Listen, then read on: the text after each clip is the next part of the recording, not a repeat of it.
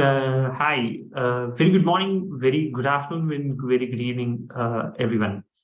My name is Siddhartha Naduri, and I'm leading the Global Climate Change MRV Systems program here at GGGI. Welcome to this session on MRV systems. In this session, we will be focusing on how climate change MRV systems can support not just climate change issues, but also go beyond the reporting requirements that are coming from the UNFCCC and the Paris Agreement. The Secretariat will be explaining a little bit more on what the Glasgow outcomes are and how that impacts. We're hoping to share some more lessons learned from GGI activities in Burkina as well as in other countries. And we also have MRV experts coming from other institutions who would like to share their own challenges and areas of improvement which the developing countries should focus on and could focus on to immediately meet the reporting requirements. So that's the outline of this overall session. I now would like to play a message from His Excellency and our President and Chair, Ban Ki-moon, on the overall Global Green Growth Week.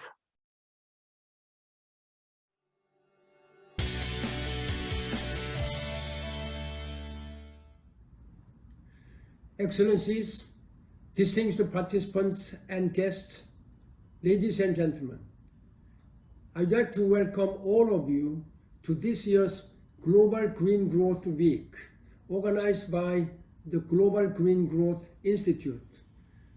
Your participation is evidence that we, the global community, demand climate action, and I want to thank you for doing your part to drive and empower green growth. The climate crisis is perhaps the defining crisis of our times. Every year, we can read and hear more and more about the devastating impacts of extreme weather systems, and this year is proving to be one of the worst years yet, with the record floods, the droughts, and the heat waves, all of which lead to displacements from homes, food crises, and wildfires that disrupt and destroy the lives of millions. We are destroying our hope for a better future, and we need to work together to save our planet. I'm pleased to know that so many of you are coming together to exchange ideas, solutions, and best practices on how to advance the implementation of the Paris Climate Change Agreement, the framework which I helped establish during my time as the Secretary General of the United Nations. I'm especially pleased to know that many of you are joining from all corners of the world, including Africa, Asia, Latin America, the Middle East, and the Pacific, and many of the solutions to be discussed are coming from women and indigenous communities who are most affected by climate change. I encourage you to take full advantage of Global Green Growth Week and engage with one another as green growth champions and practitioners. The climate crisis will require collaboration and collective action from each and every one of us, because climate change knows no borders, and climate change does not discriminate based on race or social class. We can transform our economies and societies and leave a better future, a sustainable and inclusive future, only if we work together. The challenges will be difficult and there are no shortcuts, but if we work together urgently, I think we can do it. As I have said before, there is no plan B because there is no planet B either. I hope you will join me to make the world a better place for future generations. I wish you very fruitful and successful events during Global Green Growth Week. Thank you.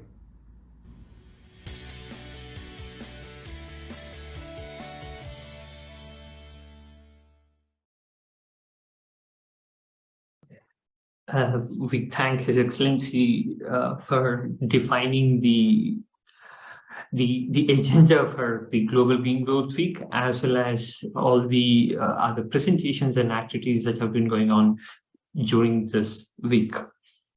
So as His Excellency has said, we need to take collective actions, and to take collective actions, we have to have a very clear understanding of where we are and where we are going. And the MRV systems and the transparency systems are therefore the essential backbone on which all climate action is built upon. For countries to understand what kind of actions, what their priorities are, and where they want resources to be poured into, they need to have a very clear understanding of their economic activities and the impact these economic activities will have. So to understand how the UNFCCC and the Paris Agreement is leading the way, or bringing all these countries together under the one umbrella, I now invite Ms. Tuba Ikmeni, the lead from the Transparency Division, to please explain a little bit more on the latest developments in the Paris Agreement and how that is guiding the global collective action on transparency. Thank you, Tuba, for joining. Thank you, Sita. Thank you so much, and thank you, of course, for inviting me to this event. I'm very pleased to speak to you today, and I cannot add more like to the previous speakers and to the video message from the Excellency. So please just give me a second while I'm sharing my. I hope now everyone can see this slides on the screen. So great. So as Sid introduced me kindly, I'm the team lead of the CGGI support unit of the Transparency Division in UNFCCC. And what we do is actually we provide technical support or facilitate providing technical support through other partners as well to the developing countries to get them ready to implement the enhanced transparency framework under the Paris Agreement. In this presentation, I will be just providing a very brief overview of the Glasgow outcomes on transparency-related matters, and then I will also highlight some key matters around the ETF. And I will be, of course, staying here. If you have any questions or comments, I will be happy to take them over. So if you look into the Glasgow outcomes, first of all, what I can highlight, this is an intense slide, I know, but it was very difficult to put everything in one slide, but I just want to highlight that because the MPGs, the modalities, procedures and guidelines, we call it MPGs, and it is the rules and all the methods and methodologies to apply to implement the ETF, right? And they were actually adopted back in Katowice. But now with the Glasgow, the additional details have been adopted to fully implement the ETF. What are these? For example, there's report formats, the tables, all the other reporting formats are now agreed, including the outlines of these reports are agreed in Glasgow. So ETF is ready to implement. But in addition, because it is very well recognized that in order for developing countries to be able to implement the ETF, support is indispensable. So in Glasgow, each and every party also recognized this need, and there is lots of information and guidance to give to developed countries, to support providers, to promote further supports, additional support, and also technical support. In addition to that, Glasgow also agreed on establishing a new agenda item starting the discussions will start in Sharm el Sheikh, like in 10 days in Egypt, Sharm el Sheikh. And this new agenda item will be on discussing the provision of financial and technical support to developing country parties for reporting and for related capacity building.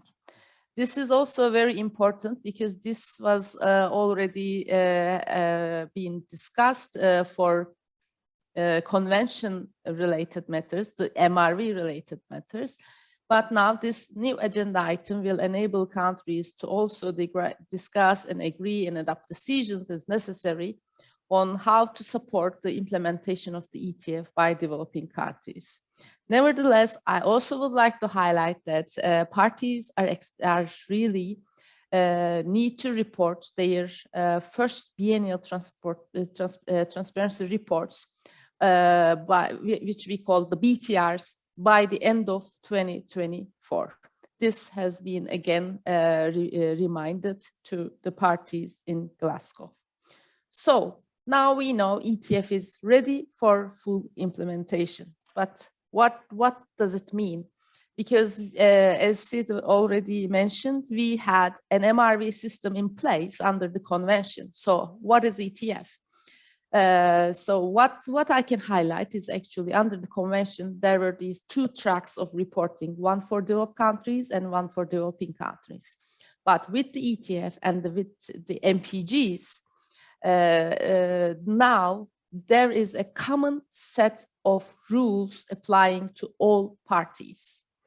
So how this will be happening, right?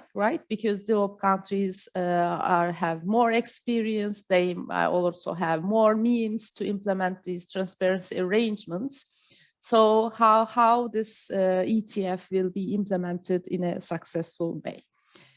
Of course, this fact is also recognized by the Paris Agreement, MPGs, and ETF. So the ETF also brought in flexibilities to those developing countries that needed in the light of their capacities.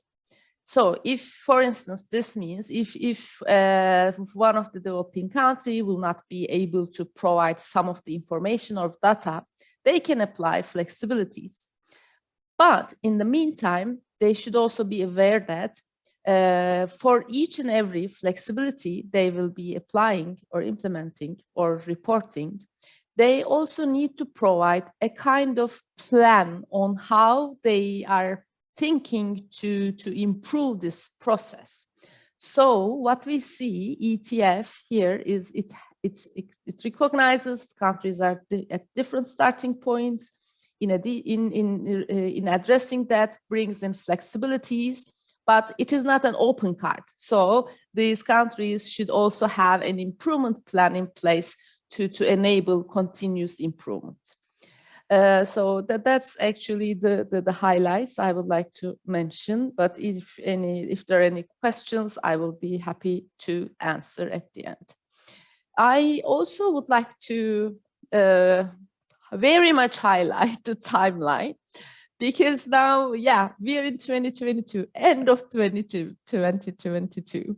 And now the MRV implementation is still ongoing, because I am hearing that lots of countries are still preparing their biennial update reports. That's very normal, because the last biennial update reports, the final ones, will be those to be submitted until the end of 2024.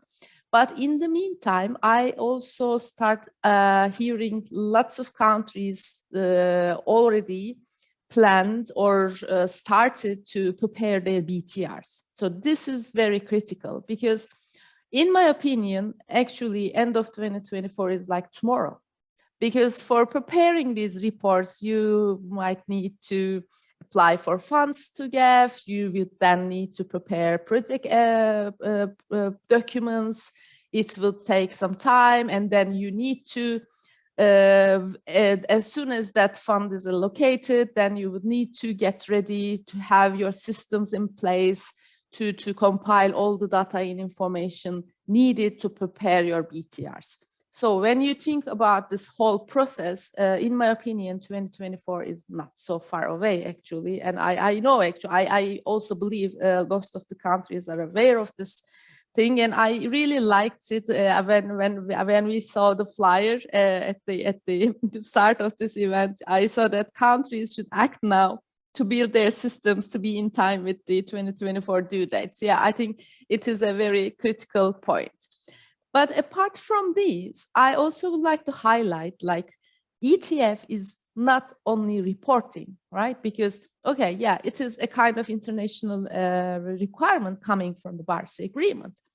But ETF may provide countries very valuable information and data for them to use, and that would be very beneficial, actually, in both international and national level.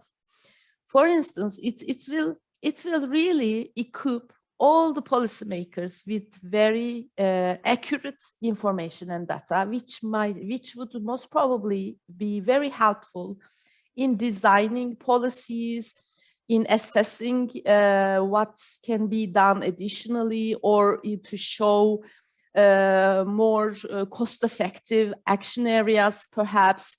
And nevertheless, and in addition, it will also building the capacity at the national level. It will raise awareness, because these reports will be made publicly available, and anyone interested from the general public will also be able to read and have this information from firsthand.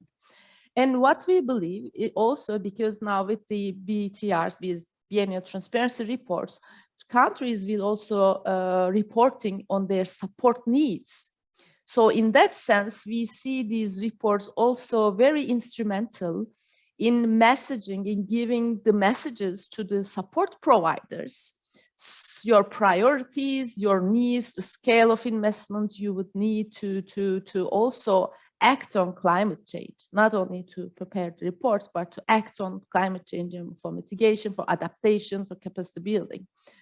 So, but nevertheless, of course, there are also international benefits, because all this information, each country will be providing information on their action. So it will be building trust among the whole globe. And then what we believe, because there is always, the problems are common almost among most of the developing countries. But there are different solutions found by particular countries. So we think, in my opinion, actually, it will also be a very nice platform to increase this peer learning process, to learn from each other, to learn more these best practices and successful stories.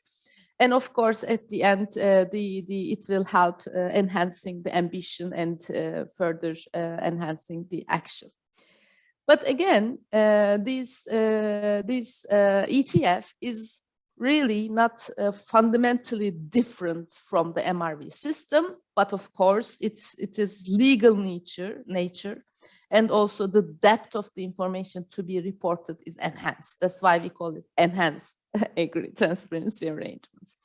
And that actually I provided here a basic comparison of the biennial update reports, NCs, and the BTRs, the reporting teams. So yes, for instance, inventories is there for national communications and BURs as well. But it was, for example, it was for the NCs, it was like not that mandatory information. But with the BTRs, this is mandatory. That's what we call the legal nature is different. That's how we say it. And of course, there was some areas, reporting teams on mitigation, on action. But now with the NDCs, with the BTRs, ETF and Paris Agreement, we have the NDCs. Every country set their plans for addressing climate change through their NDCs. And now every country has to report their progress made in implementing these NDCs. And it is very important that this has to be done through indicators. So I really urge parties to select their indicators based on their NDC targets and goals and start compiling this data as soon as possible, because in the BTRs, this chapter has to contain information on this progress through the indicators. Of course, I will not be reading all this information here, but still I wanted to highlight with the BTRs, there will be specific chapters on where the country applies flexibilities and the related improvement areas. So this is also important, in my opinion, to also show where the country needs additional support. Now, of course, again, I would like to highlight this again and again, because Paris Agreement and the ETF and its MPGs, of course, recognize the different starting points of each and every country. To address that, it gives this flexibility and enables this continuous improvement over time, with the aim to reach some level almost at the same standards, of course, in time. So, and what I also would like to highlight is there is this experience over more than 2 decades from the MRV system. So what we believe is that it will help countries also to implement the ETF. So, but of course, the ETF can be implemented if you have great fit institutional arrangement in place, because it will require lots of information and data to be collected and compiled and managed. And this also has to be reliable, consistent, and continuous, because every 2 years, parties will report on their actions and support needs. But to do that, this requires continuous processes to be in place. So we think institutional arrangements will be very critical, and establishing sustainable ones is also very critical. Nevertheless, we should always keep in mind that there is no one-size-fits-all model in institutional arrangements. So it has to be designed and tailored to the priorities, the national circumstances of each and every country. But we also did some research, and then we could identified some common elements of the institutional arrangements around the globe. So these are there are 5 common elements. You can see them in the slide. These are the organizational mandates, the expertise of the teams, the data flows, the systems and tools, and the stakeholder engagement. So each and every country is addressing these matters in different ways, and that's totally normal. But the most important thing here is that the countries may not have the best institutional arrangements at this moment, at this time on the ground, but they can start building or improving their arrangements. And actually, there are lots of great examples around the world. So there is no need to start from scratch. And this can be most probably helpful and instrumental. The examples will be instrumental to start establishing their institutional arrangements. So again, in closing, I would like to again highlight the funding arrangements for BTRs. because I am sure everyone knows that GEF has already in place the modalities for BTR fundings, and they just revised it. Actually, they just changed this policy in June 2022 to support the preparation of these reports. They increased the total budgets for these reports. You can see these budgets allocated to prepare BTR or a combined BTR and national communication on this slide. And for example, if you already have an ongoing project, you can also have a top-up modality. But here, I would like to tell everyone that there are innovative solutions as well, because what we saw is actually Brazil already applied to 2 BTRs with 1 project application. So I really would like to encourage all countries to apply to these funding modalities through the GEF implementing agencies, of course. And just think about bigger, because you can apply for 1 or 2 BTRs plus a national communication as well. So, and then that would be done at once, and you don't need to prepare and go through all this time-consuming and effort-consuming procedures again and again for each report. So that's one thing. And I also would like to share that GEF also worked with UNEP. They have a large umbrella program. They already have confirmed seats, like for 62 BTRs, and there is still available seats there, so the countries can actually to get in touch with their implementing agencies and see how they can be included into this umbrella project. I think the administrative procedures would be pretty easier compared to the other projects. And yeah, so in closing, again, I just wanted to highlight the very key points. The ETF is ready for implementation.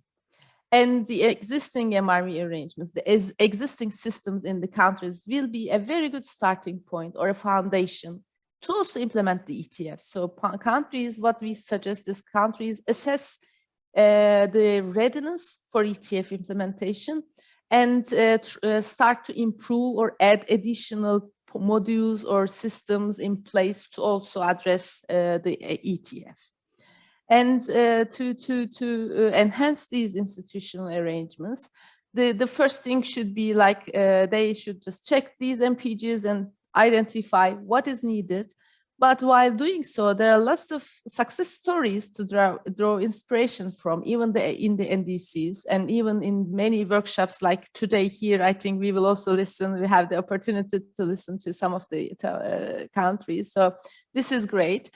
And then, yeah, GEF already put in place these financial resources, and thinking, considering that 2024 is tomorrow, I think, yeah, everyone should right now go and access to these funding arrangements, but also never forget that ETF actually is going beyond preparation of reports. It will help countries to understand potential for action. It will inform policy design. It will establish channels to ensure adequate support from support providers. And it is a very instrumental platform to learn from each other. So this design, the design of this process should bring together all stakeholders and to also facilitate both political buy-in and high-level support to the ETF, in my opinion. So that's the end of my presentation, actually. So thank you. And in here you can also see because there are lots of several multiple technical resources available. So I suggest everyone can perhaps go to these web pages, these publications, and yeah, there's lots of information on the ground, but we are also happy to provide any help and answer any question. So just reach us if you have any questions. Thank you. Over to you. Thank you so much, Duka, for the excellent overview. I think one of the common questions that we have received from our countries and other teams is, what kind of information that is reviewed and that is not reviewed by the system? Because I think now there's a lot of focus on NDCs, and especially what kind of information from the progress report that has to be, submitted to the UNFCCC, and who does what with that information. And that, I think, is something that countries are a bit interested. But given the time, I'm hoping that we'll come back to this question again at the end, but this is something that for you to just think over. Thank you. Thank you. So I now invite our GGI colleague, Yelemu Badau, from Burkina, and he's kindly joining from very early in the morning, about 5 o'clock in the morning his time, to share the experience we have had in building the MRV system, and especially for ETF preparation under the country for 2024 reporting. Yelemu, please. Thank you very much, Sid, for giving me this opportunity. So if you may allow me to share my screen.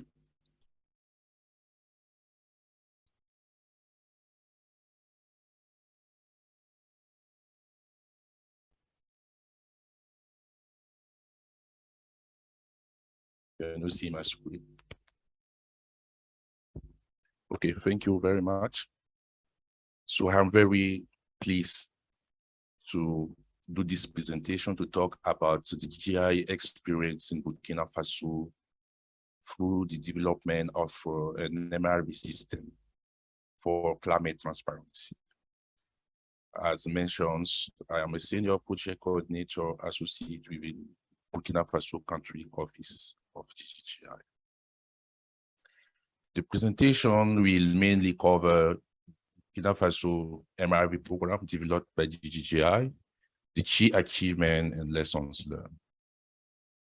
As already highlighted, under Paris Agreement, now countries agreed to take action to fight against climate change, and monitoring, reporting, and verification was at the forefront of all discussions. So countries have now to adopted by NDC and have to establish an MRV system that will help them track the progress in implementing by NDC, and know how to track the mitigation action and how those action or the effects of those action on GHG, greenhouse gas effects. But for this, the establishment of this transparency required that clear institutional arrangement be defined, and also the enhanced capacity of national actors, and also define clear methodologies that will help track the country NDCs. This is why GGI also, through its program in 2019, has developed its MRV program to build a system to help Burkina Faso government establish this system. But just to give some overview of this program overall intended to support the government of Burkina Faso to meet the enhanced transparency framework requirements of the Paris Agreement through establishing an MRV system focusing on adaptation and mitigation. And the first objective was really to establish the system through GHG, greenhouse gas data that will enable the countries identify the priorities in terms of adaptation and mitigation action that will help really mobilize also substantial climate funding for green investment in the implementation of the NDC. And the second objective was to enhance the capacity of the countries in preparing agreed greenhouse gas inventory. And the approach adopted by GGGI was really complementary and a system approach. A system approach because there were some initiatives in place, and GGGI complemented this system with what was in place in the agricultural sector and forestry sector, there was some system leading by CBIT and the RED Plus, and GGI mainly focused on energy and IPPU sectors. In terms of key achievements, at starting from the beginning, we try first of all to analyze the system at the beginning, to do a kind of rapid assessment in order to know what was ongoing, what were the key, the mapping in terms of institutional arrangement, and what are the gaps in terms of data that will enable us to build on the existing system in order to perform it. And we really developed regarding the requirement to set up clear methodologies, MRV guideline for greenhouse gas inventories. And in these guidelines, there is a clear definition of institutional arrangement, giving proposed roles of institutions involved in MRV system, and also clear methodologies and steps. What are the steps we needed to follow to quantify greenhouse gas emission in order to have to prepare GHG inventories? And another key point that we have to highlight here is the work done in enhancing the institutional framework through some assessment on the legal and regulatory framework that leads with the development of kind of legal option and the draft decree MOUs to facilitate data sharing between key stakeholders. And in terms of capacity building, many things have been done because covered these capacity building activities. More than 25 sessions covers topics such as greenhouse gas inventories and how to collect and process data, and others training linked to the gender responsive climate planning to help the government really plan its priorities in terms of adaptation and mitigation. And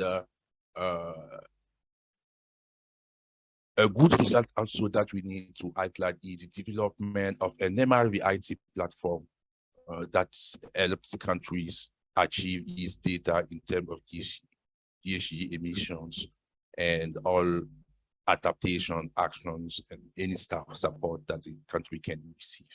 And on the ongoing work is to develop, after developing the system for the entire MRV, is now to set up this framework that will enable the tracking of Burkina Faso NDC, and this work is ongoing in order to set the baseline scenario that will help the country define its future climate ambition priorities, what will be the future mitigation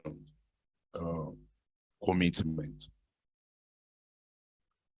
One thing that we have to highlight in the capacity building activities is the consideration of gender, because we tried really to reduce the gender gaps in the system, in the MRV system. We succeeded to identify more than 30 women statisticians involved in the key ministry to train them on MRV system. And furthermore, we were able also to capacitate women, at least 2 women that were speakers during trainings on climate finance and also in international climate negotiation. And we overall strengthened this leadership of women through all the capacity building activities, and allowing them really to take the floor, and also in involving them in teamworks to give an opinion also on the MRV system. This was really good things to enhance the leadership of women. To come up further on the methods that we have set in place, the MRV greenhouse gas inventory guideline that contains 2 key sections. One part on the institutional arrangement that define the roles and of the institution involved in Burkina Faso MRV system, and who should provide the data, when the data should be provided, who should compile the data. All those things are very well defined in the guideline. And the guideline can be accessed really through is available online on GGGI websites. And furthermore, these guidelines would give all the process needed to compute greenhouse gas inventory, starting from the planning activities of the inventories to the data collection, and also compiling the data and going through the verification of those data collected. In terms of institutional arrangement, I would like here really to put the focus on the proposed system that GGGI has supported, in terms of what kind of institution will better fit for regarding the existing system already in place to allow the country operate and to regularly greenhouse gas inventory and also produce clear data. In terms of the current system at the beginning, in terms of institutional arrangement, we noticed that this lacks really a strong political inquiry, and it was just a system that is driven by the international reporting. But we were able to suggest a transitional system with a strong political inquiry through a strategic orientation committee that needed to be in place, and also the need to involve in the system, data collection system analysis, all the initiatives, MRV initiative in place. And in order really, but we have to go slowly. And it has been proposed also by 2024 onwards to have a perennial system. And this perennial system should be organized around key sectors, around the 4 sectors: energy sector, energy, afflu, and in industrial sectors. All the key sectors will work through the key ministries that we lead, and this will allow really the ownership of the system and the perennial of the system by the government. And for the MRV platform, it was really a good thing to have this platform. This platform is help the countries to achieve all the data, because we need that. In previous inventory, we have noticed that important loss of data, and this is a good solution to have all the data in place regarding ESG trends, the data regarding adaptation, mitigation. All those information can be found. And this platform also will provide a clear overview of the existing institutional arrangement in place in Burkina Faso. It will also provide information or all documentation really relevant in the MRV system, all reports that the countries are developed to satisfy the international reporting. And also there is a space that the key ministries can access to provide data. This is a really, this section was important in order to allow the institution provides directly the data on the system. And this system, this platform can be also be accessed through the website mrvburkina.pf.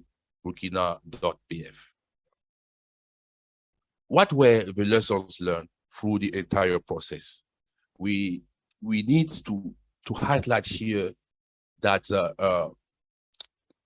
GGI has adopted a process of stakeholders engagement with the key institution involved, coordination institution, and this was very important for dialogue in order to build the system.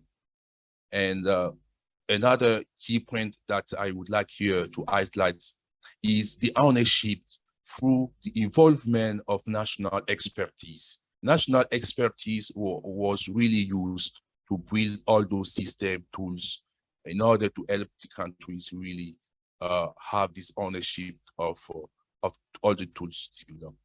Another key point also worth noting is the involvement of women, because you know, in the area of statistic area or science-based activities, we notice that here in Burkina Faso, women are not really fully involved. And we have this approach in order to engage women through trainings, in order to capacitate them with all the tools needed to compute in order to fill gender gaps in the area.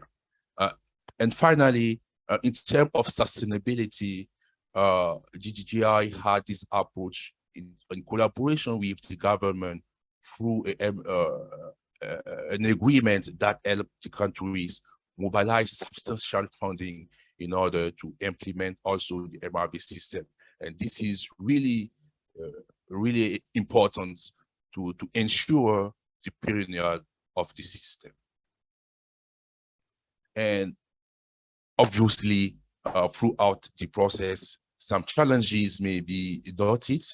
First of all, it will be the implementation of the system, of the institutional framework can be a challenge regarding that now it will affect the role of the key ministries, and at sector level, each ministry has to take up his role, and this will not be an easy task, but we need really to continue build capacity of really being institutional at key sector level in order to help them take ownership and implement the system.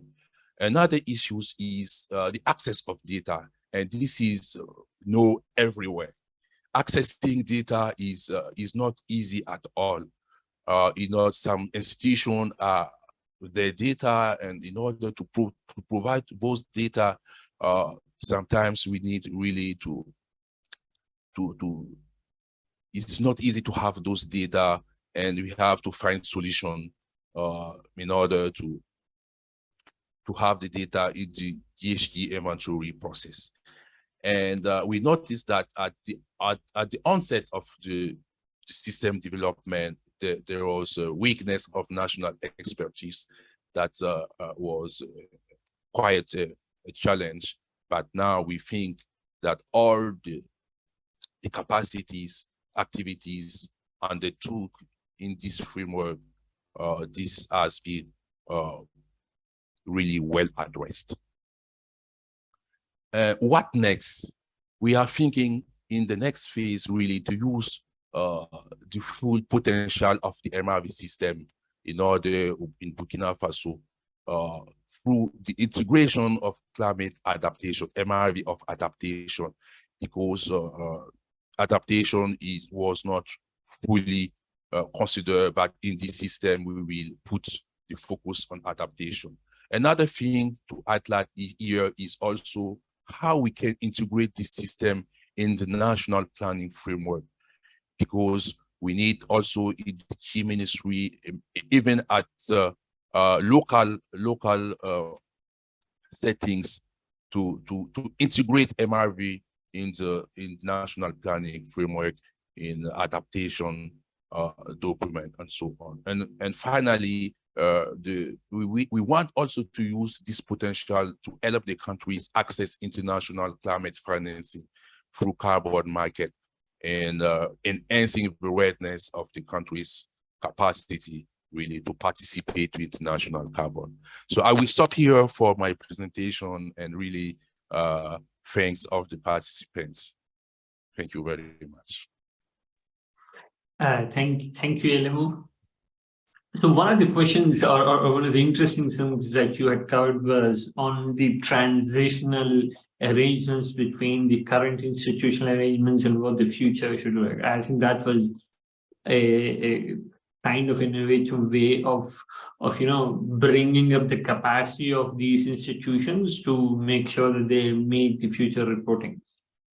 The one thing that for you to just think of while we hear other presentations is how the motivation or how could we motivate the government entities, especially on ownership of the data, of information, and especially on the political will to support an MRV system or such kind of institutional arrangements, because obviously there are boundaries that they have in the level of influence that they have and on the type of stakeholders that they can influence, kind of information that they collect, and etc. So for you to just think over, and I'll again get back to you on how we could, encourage and motivate the political will of the government institutions. Sure. So I think we were waiting for one more colleague to join, but perhaps they are having a bit difficulty in joining. But allow me to now take you through my chat about how these integrated MRV systems and can be for climate actions and beyond.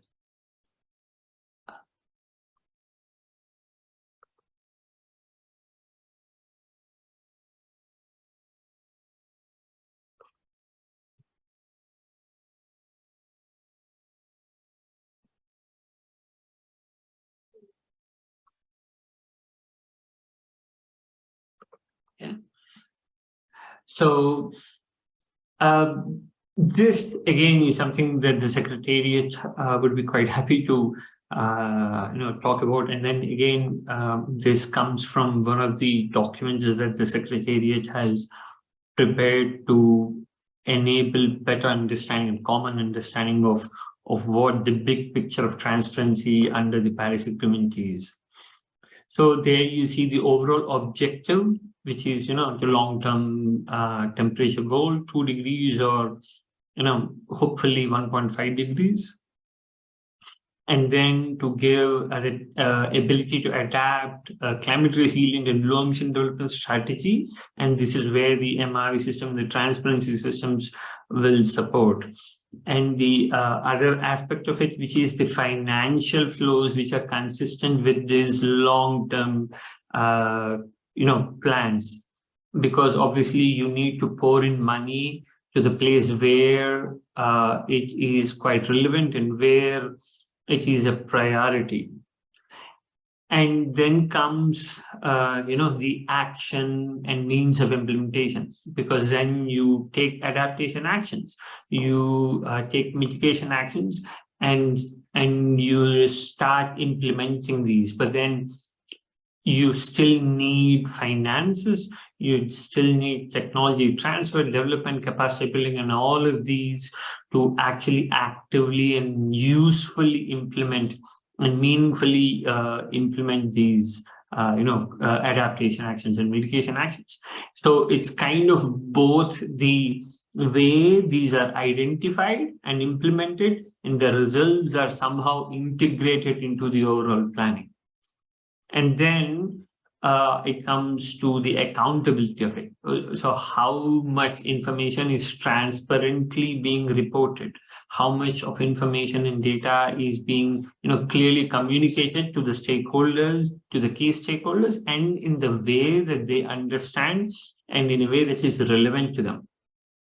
And that these national actions and the reports and information being provided by several countries, which will eventually bring will be brought together for the global stock take, which is as of now ongoing and will eventually end by 2023 by next year. And that is hopefully going to give all the countries a very clear a message of where we collectively stand and where we're going to.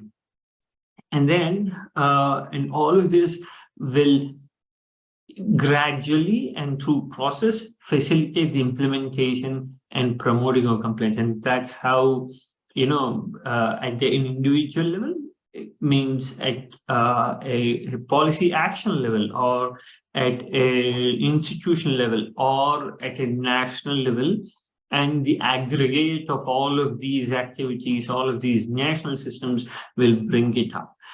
Now, what we can also think about, and especially look at the parallels, is the when you look at the national, subnational development, policy development, and when it comes to domestic policy selection, and how you can prioritize actions that meet both your development and climate goals, as well as implementation, resource planning. All of these are quite similar, not across just climate action, but also your general actions as well. You look at any policy decision that the country intends to take, these are quite critical. And I am going to talk a little bit more later on how all of these come in. But if you look at it, this is not exclusively restricted to climate actions. This framework, these elements and these are quite essential and common across any decision-making context and in any idea that a country, any policy or any decision that the country needs. So these are quite common elements for informed decision-making. They need to identify policies which meet not just the long-term development strategies, but somehow are able to contribute to their own low-emission development strategies. And you have to make sure that the financial flows are quite consistent with this information. So the emphasis is not exactly or not restricted to these being climate actions. Like, obviously, the one message that I think several countries are now very clearly understanding, that climate change is a result of their economic choices. I don't think that any country or any individual at that point is going and taking actions to say, oh, let's go do some climate change in the world. What they are unintentionally causing is through their actions and the choices that they make. So these essential frameworks, these essential elements which come to play, are outlined here as climate actions or relevant to transparency, are quite relevant to any other action that the country takes. And now, one more aspect, as the Secretariat, as Tugba was talking about, is the NDC action. And even what Yelemu was talking about focusing going forward. Now you have a 5-year cycle and a 2-year compliance cycle. And as Tugba kindly showed, the planning process and the vision ahead, you can see that you have a communication of the NDC, you have a submission of the BTR, which includes all the relevant information. And then there is a review and facilitated multilateral process, as well as a global strategy. So all of these, which happen over a 5-year time period, and the 2-year compliance cycle of the BTRs and the review, and the BTRs and the review somehow inform the overall process. But to think of it, how the country does all of this is that the NDC in a way kind of communicates these policies, right? So it's the NDC which identifies what the country's priorities are and what they do. But it's also the policies that define the NDC. It's the kind of policies, and to be honest, even the long-term development strategies, they are the ones which are guiding and helping form a very clear outline and clear guidance in the path for countries to take. So this is where the interlay comes in, and where the commonality between, purely so-called climate action and any other action comes in. And the same way goes to the BTR information.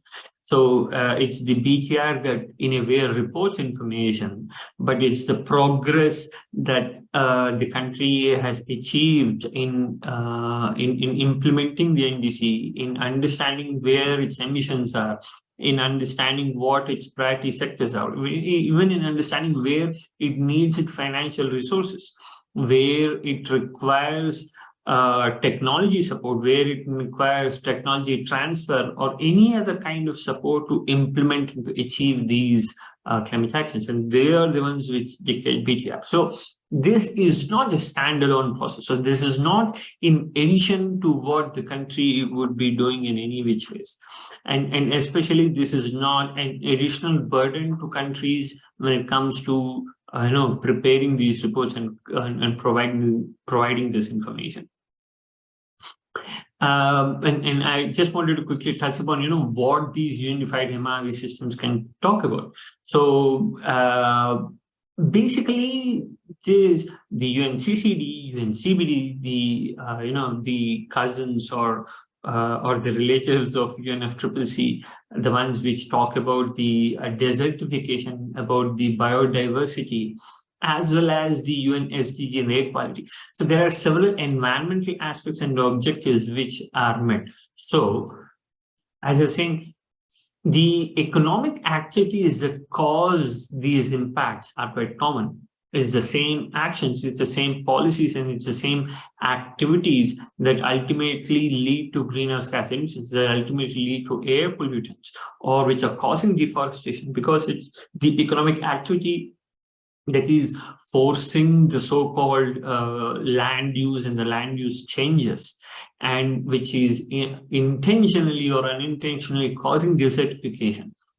But it's not necessarily that all of these are being done with the intended aim of causing climate change, but they are unintentionally causing climate change, they are unintentionally causing desertification, and they're causing losses of biodiversity, or at a more impact, readily impacted way, or something that you can straight away see is on reduction in air quality. So, for example, UAE has been exemplary in creating such an MRV system that talks, that integrates both greenhouse gas and air quality, because ultimately is the same activities that are contributing.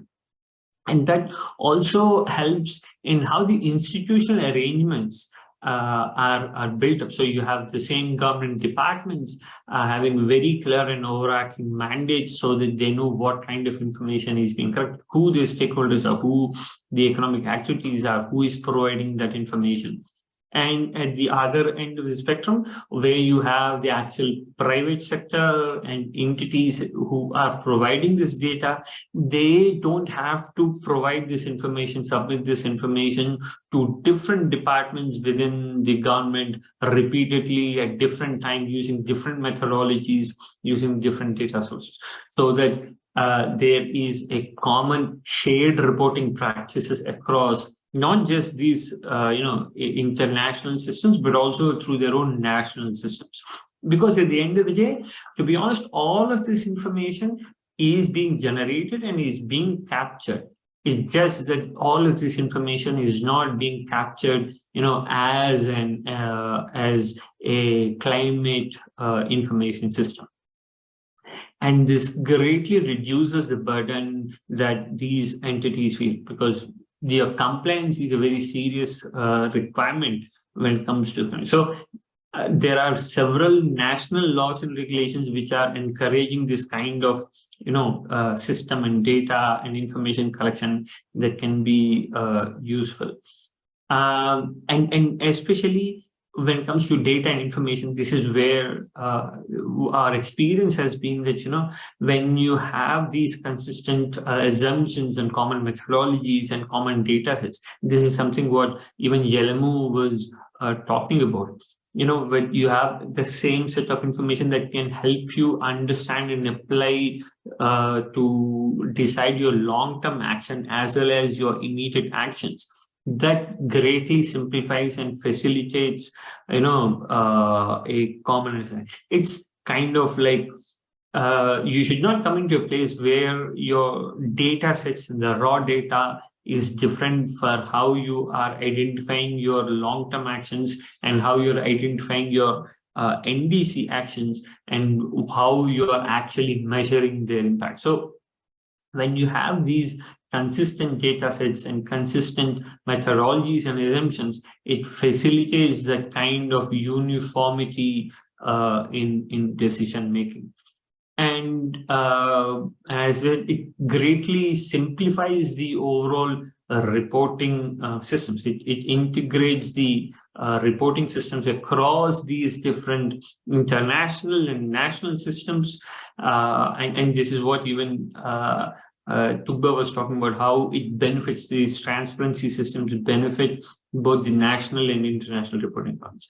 Look, I'm just going to quickly touch upon what the sustainable development goals are and how the Sendai framework for example, disaster risk reduction. And you can see that there are quite a few common elements of it which are covered. So yeah, obviously maybe there are elements of the UN SDGs which are standalone and which need not be integrated into the climate reporting, but then you have a system that meets all of these reporting requirements. So you have gender equality, you have clean water and sanitation, which are quite important when it comes to wastewater and emissions and removals and actions from waste. And you have affordable and clean energy, which is quite critical and essential when it comes to your understanding your greenhouse gas emissions from your energy sector, your transport sector, and then decent work and economic growth, which are again how you define your green growth strategies, how you define your growth in terms of identifying policies and actions which are more beneficial to the environment. And how you build your infrastructure and industry which meets these requirements. It's not carbon intensive and it's not causing and kind of even builds on the reduced inequalities, because that is where I'm just looking at the time. It's where you're not pouring your resources and energies into actions which are exacerbating the economic conditions, are not exacerbating the gender challenges or equalities or any of those challenges within the region. Because when you come to it, a unified MRV system will enable identifying policies which are helping the entire country. Again, as you said, it kind of boils down or trickles down to what the international reporting requirements are and how the country adopts them, but how all of these decision-making processes can be improved, and how all of these priorities can be identified which balance these varied elements. And when it comes to sustainable cities and communities, it's not just that we are focusing on gathering data and information, but it is also to facilitate how your policies are supporting a sustainable city, how you are enabling a smooth transport for your labor force, your workforce, and how you are responsible consumption production, so that there is a circularity in what you're doing, and you're reducing your amount of quantity of waste and type of waste. and kinds of, so all of these are quite interrelated and interlinked. So climate action is not a standalone or is not an entirely different element of transparency. It is somehow embedded and somehow integrated into all the other actions and activities that the countries are taking. So that kind of brings me to the end, and I am just figuring out if the colleague could join. No. Okay, so in that case, I think given like we are about 20 minutes from the end of the session, one, to first invite the participants if they have any questions or any things that they want to ask the panelists, or if we can ask the questions to our speakers. I'm giving a second's time for anyone to raise your hands and ask any questions that you have.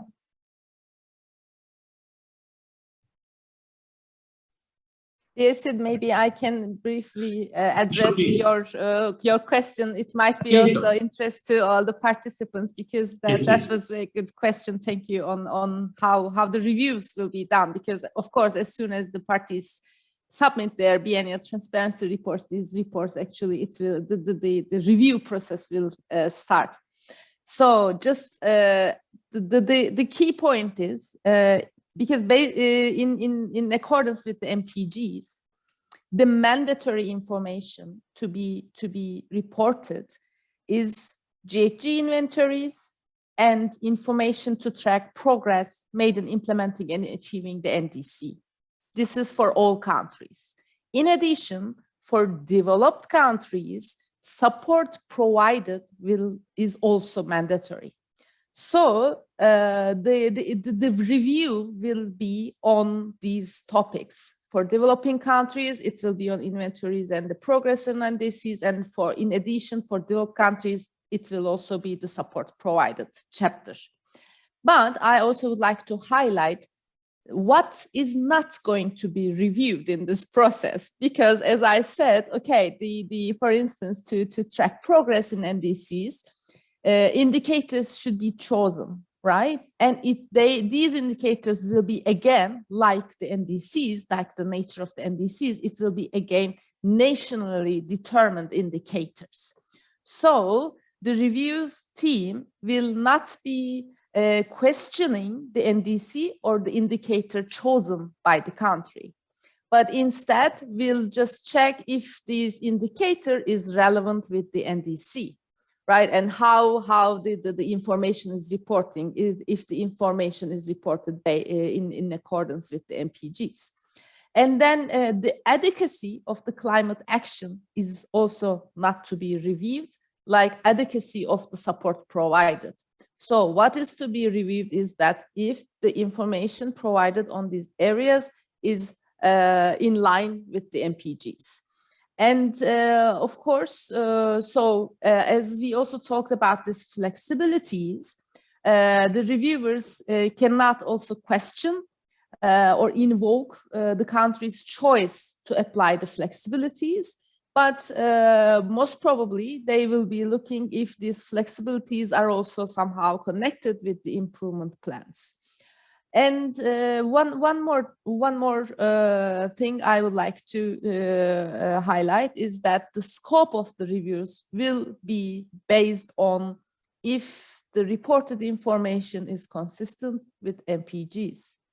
If the capacity building needs are of course, I think the capacity building needs will also be reviewed to see if they're addressed. So what is the plan by the developed countries, and also if the improvements are identified. But of course, attention will be given to the respective national circumstances. So that's very important, and this process will be facilitative, non-intrusive, non-punitive and will be respectful of the national sovereignty and avoid placing undue burden on parties. Like they cannot suggest, okay, you should do that, or even if that's not required, if it is not required. And also the idea is to help the countries to improve their reporting for the next BTR. So that's what I would like to highlight about the review process. If there are any other countries, I will be also happy to address. Thanks. Over to you. Thank you so much. I think that was one thing that we've come across, how like GGI's own support and countries were quite keen to understand when it comes to taking action. So, for example, obviously, I very clearly remember that the old MRV system or the old MRV arrangements for developing countries were on suggestions on how they can improve their capacity to address these gaps. But how will it change under the new system? And if it changes, will it be like the review team or someone says that, these are the kind of actions that you can take to improve these capacities? So will that be the kind of, changes that come up from this? Well, actually, the idea is still the same, to help countries to understand their gaps and needs and to suggest some ways forward. That's how we call it, like facilitative. But yes, so the thing is like now the TR outline, the report outline is also there. It is not very different from what we have. So these shall or mandatory requirements will be addressed by recommendation by the expert review teams. And then for other should and other transparency related matters, which is not mandatory, will be addressed by encouragements in the reports. But what is also clear is that they will be looking into the needs in terms of financial needs, technology transfer needs, capacity building needs, and we should also be mindful of that. These reports will also be an input to the both internally, nationally, and internationally. In terms of nationally, it will provide some guidance and some ideas or some ways forward how to improve reporting, and also perhaps how to also address to prepare the next version of the NDC, because it will be also looking into this NDC information and many other things. In addition to that, in parallel, these reports, the review reports, their assessment reports will also be an input to the global stocktake. So all the information summarized, captured there, will also help the countries at the global level to understand better all the needs and to address that. In addition, I also would like to highlight, since we are going to Sharm el-Sheikh, so there is also this discussion. This item is still under discussion by the parties, whether there should be the options for conducting reviews on a voluntary basis of the information reported on adaptation. So it is still under discussion by the parties, yet we don't have this clarity, and yeah, it's to be discussed under SAPSTA. So yeah, maybe parties would be, the countries, the representatives will be going there and then joining these negotiations as well. So next year we might have some new information. Thank you. Over to you. Thank you so much. Thank you so much. So Yelemu, do you want to address just the thinking question that we had?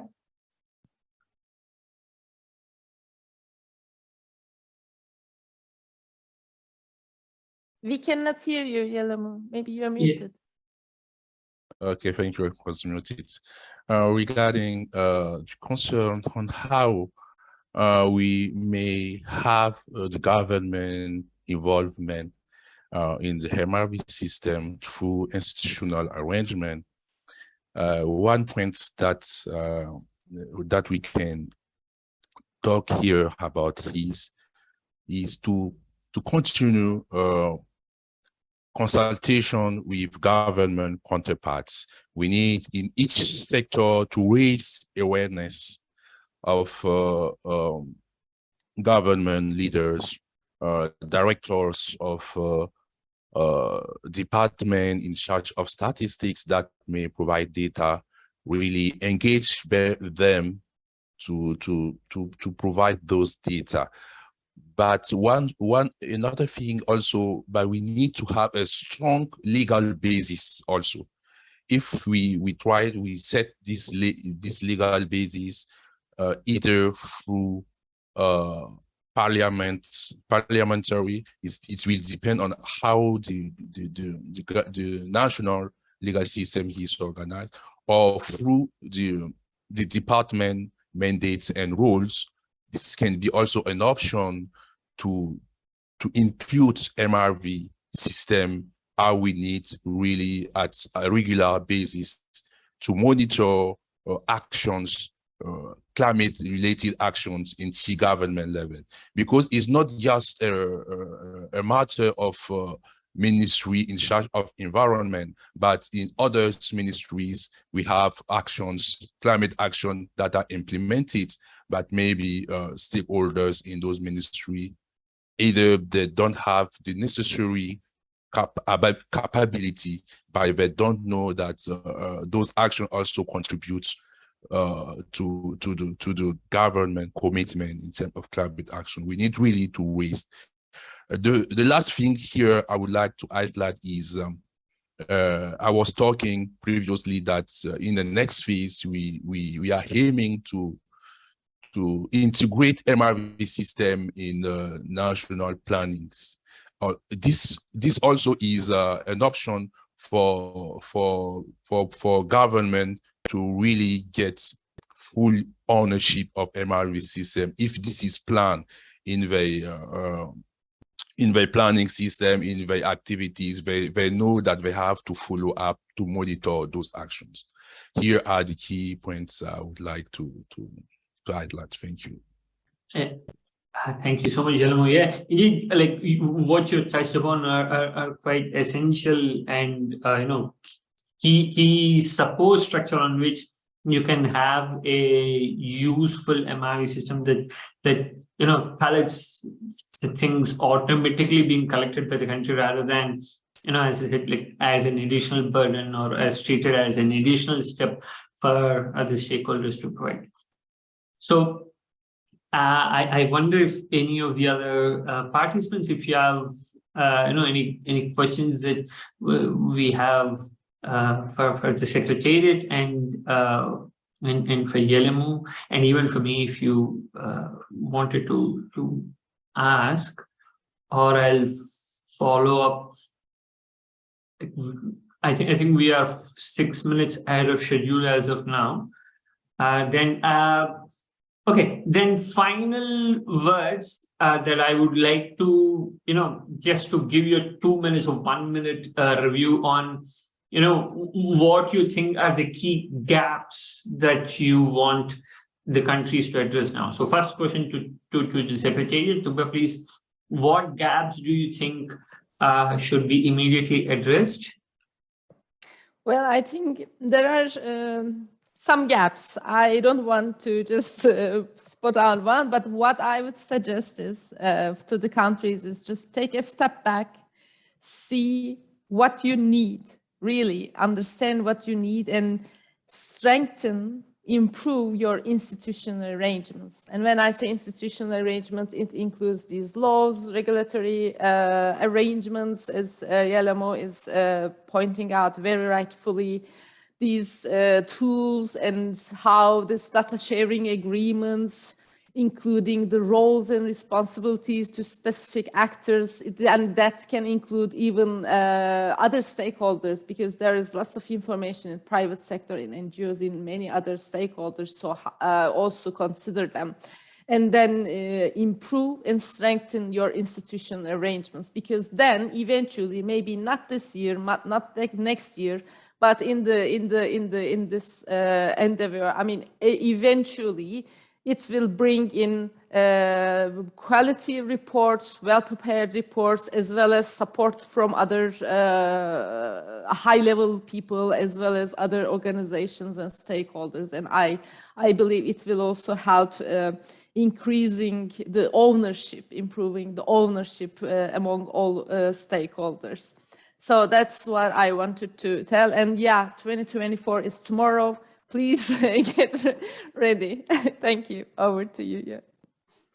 Thank you so much. Thank you so much, Duba. So Yelemo, in your 2 minutes, can you please, talk a little bit about what resources you think should be deployed to help, to improve the overall MRV systems and the overall quality of MRV systems? In terms of, in the context of Burkina Faso, what really needs to be improved is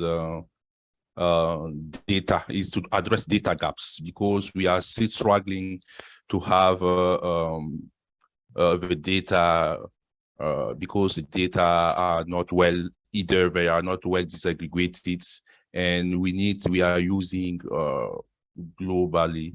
And we really need to put in place a system that will allow the countries improve his data system, that will also help moving to a higher tiers in terms of GHG emissions. And we also need to continue building capacities of national experts in the system. This is really important. And regarding the national MRV system, Burkina Faso is is mostly hit by climate change, than it's contributing to the climate disaster. So we need really to take adaptation and resilience into consideration. This is the really great fact that we need to monitor, so we will help the countries focus also on what kind of adaptation actions are really relevant to face climate issues. Those are the key points maybe I would like to add. Thank you. Thank you so much, Yelemo. So I think that kind of brings us to a close to our session. We thank both the Secretariat and Yelemo for kindly showing us the upcoming and what the future of the reporting systems is going to look like, and the efforts that countries are taking to implement these kinds of improved MRV systems, how they're building to improve their systems. So thank you so much for everyone. Thank you.